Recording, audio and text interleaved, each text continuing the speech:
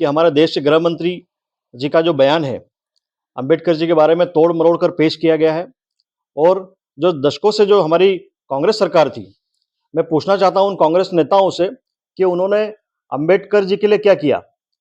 हम जब से देख रहे हैं और किताबें पढ़ रहे हैं, सबसे पहले बता दूँ कि लगभग-लगभग अभी-अभी लगभग 2012 की बात है कि जो हमारा नेहरू जी थे, नेहरू जी ने अंबेडकर जी को कोड़े मारते हुए एक ऐसा उन्होंने एनसीईआरटी में 11वीं किताब में एक अभिलेख छपवाया और एक कार्टून बनवाया कि उसमें नेहरू जी द्वारा कोड़े मारे जा रहे हैं।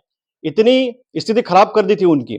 इसके अलावा बताना चाहता हूं कि हमारे कांग्रेस के सरकार में जब वो मंत्री कानून मंत्री रहे, लेकिन जब उनका स्वर्गलोक हो गया, उसके बाद उनको भारत रत्न दिया। क्या जरूरत थी कांग्रेस को कि उनके स्वर्गवास के बाद ही उनको उनको भारत रत्न देने का प्रयास किया? मैं पूछना चाहता हूं कांग्रेस के नेताओं से कि आपने इंदिरा जी को भारत रत्न दिया, नेहरू जी को भारत रत्न दिया और अंबेडकर जी को क्यों नहीं दिया? मैं बताना चाहता हूं आपको कि अटल बिहारी वाजपेयी की संयुक्त सरकार में, भाजपा की सरकार में 1990 में हमने उनको भारत रत्न दिया। और इसके अलावा बताना चाहता हूं कि अंबेडकर जी की जो पंच तीर्थ जो उनके स्थान है, जो लंदन में है, बंबई में है, इंदौर में है, महू में है, वहां पे उन क्षेत्रों का विकास भी किया हमने। और दिल्ली में भी हमने किया है, जहां वो पढ़ते थे लंदन में, वहां पे हमने म्यूजियम 2.5 लाख करोड़ का लगभग हमने 2019 में 2015 में उस म्यूजियम का शिलान्यास भी किया। इसके अलावा बताना चाहता हूं कि नरेंद्र मोदी ने 26 नवंबर को संविधान दिवस घोषित किया। ये भाजपा सरकार ने किया, न कि कांग्रेस सरकार ने।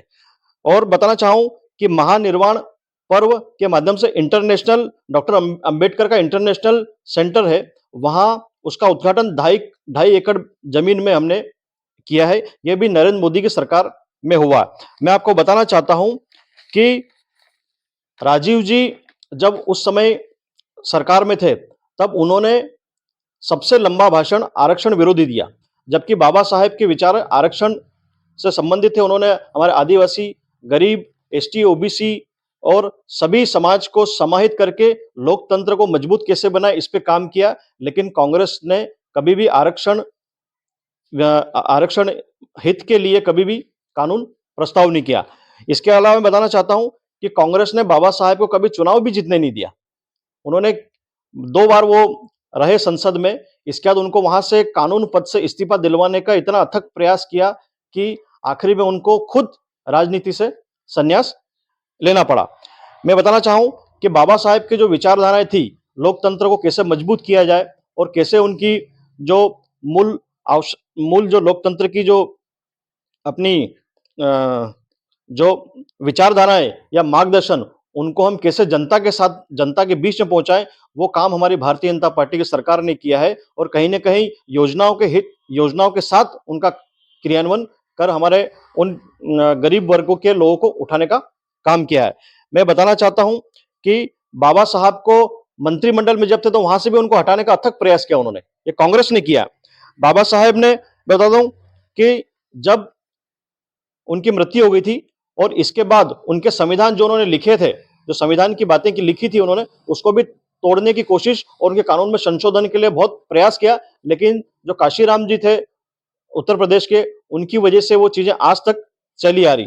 मैं आपको और बताना चाहता हूं कि कानून पद कानून पद के जब वो मंत्रिमंडल में जब वो कानून पद का उनका दायित्व था, तब उनसे जबरदस्ती उनसे इस्तीफा भी दिलवाया गया। और इसके अलावा आखिरी में उनको लंदन में रहने के लिए मजबूर किया। यह कांग्रेस पार्टी की चाल है और कांग्रेस पार्टी की नीति है। और आखिरी में जाके मैं आपको बता दूं, इतनी स्थिति खराब आ गई थी कि उनको आखिरी में अपना धर्म भी स्वयं परिवर्तन करना पड़ा। तो मैं सभी आपकी मीडिया के माध्यम से बताना चाहता हूं जनता को कि कांग्रेस जो आज जो अंबेडकर अंबेडकर करके नारा और उनके सम्मान में सारे आंदोलन कर रही है, हमारे क्षेत्र में भी कर रही है और हमारे लगभग पूरे देश में ये लोग एक आंदोलन और विरोध प्रदर्शन कर रहे हैं।